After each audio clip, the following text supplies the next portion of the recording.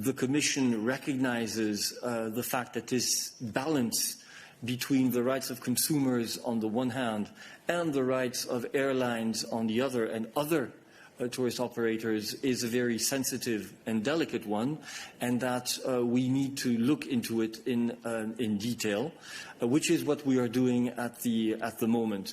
The point that you make is certainly very relevant in terms of the analysis, but it is not today that I or anybody else can come with conclusions as to what is the right way forward on this. So I'm afraid you will have to wait a bit until we come forward with more specific guidelines on how to move forward.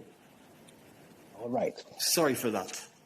But I know there are lots of questions coming back based on elements which have made into the press, I don't know through which channels, about specific corridors, about passports, talking now about the tourism question more generally, which we've already partially answered yesterday. Let me stress again, the Commission is in a phase of internal reflection based on all of the elements that have come to its attention, based on its identification of all the different dimensions of the issues that need to be tackled jointly in order for us to come forward with an effective solution to the issue of tourism in Europe, and in particular the preparation for the summer season. The Commission has the intention of coming back soon with specific proposals and guidelines on this, and it is at that point in time that we will be able to answer some of the questions that you have. Griselda, I see you wanted the floor. Tu as la parole. Merci, Eric. Merci beaucoup. Thank you, Eric. Well, I have a question about selective tourism. Now, I understand that this isn't the first time that you've said that it won't be possible to discriminate by nationality, but what I'm wondering is that a principle which can be applied in normal situation, or is this something we absolutely have to follow, even given the coronavirus crisis?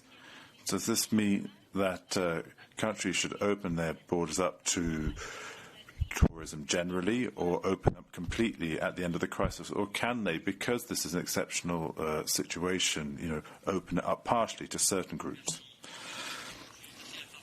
Okay, thank you.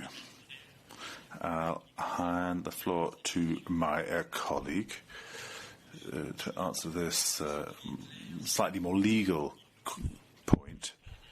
But I think what is nonetheless clear is that what we need is a solution which, on the one hand, respects the general principle of non-discrimination within the European Union, while, of course, taking into account the health situation, so a proportionate response, in other words.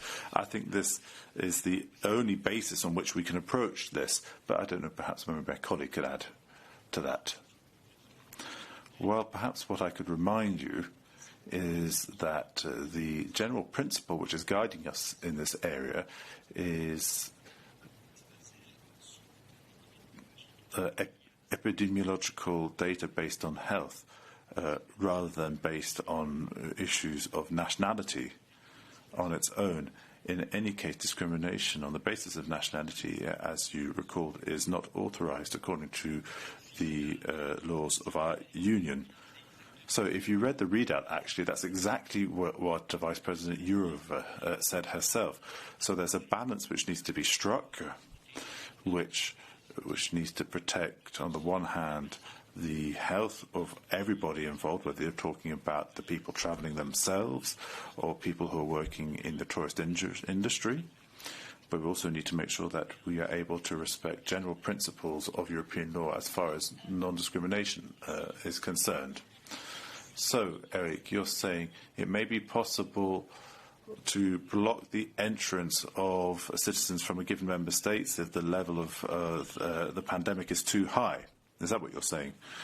The Commission? No, that's not what I'm saying. I'm just talking about the general principles of our approach. So what we want to do is look at what the implications of these two principles are, so on the one hand, this need to protect health, taking into account epidemiological data, and on the other hand, this whole principle of non-discrimination on the basis of nationality.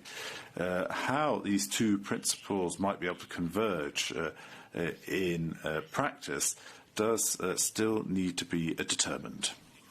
So once again, I think it's very important that we demonstrate patience. You have to bear in mind that the Commission is working on all these matters at the moment, and we will, of course, come back to you with a more specific outlining of our position in this area.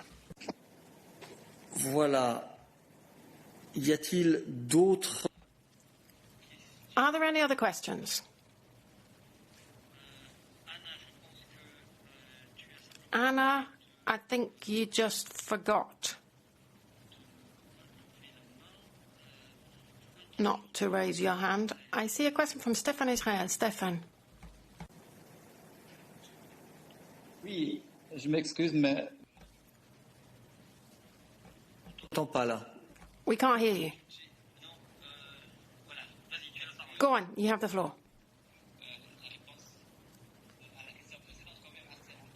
Yes, I found the answer to the last question a little bit ambiguous, because you're not closing the door on the nationality criterion. It'll be possible to use nationality to exclude certain things. Well, that's not what I said. I can't be pushed beyond what the Commission's ready to say today, namely that we have to take into account two realities, not making reality more flexible, but there are two realities to take into account. On the one hand, the principle of non-discrimination, and on the other, the need to bear in mind epidemiological data. And the Commission will come back on this at a later date.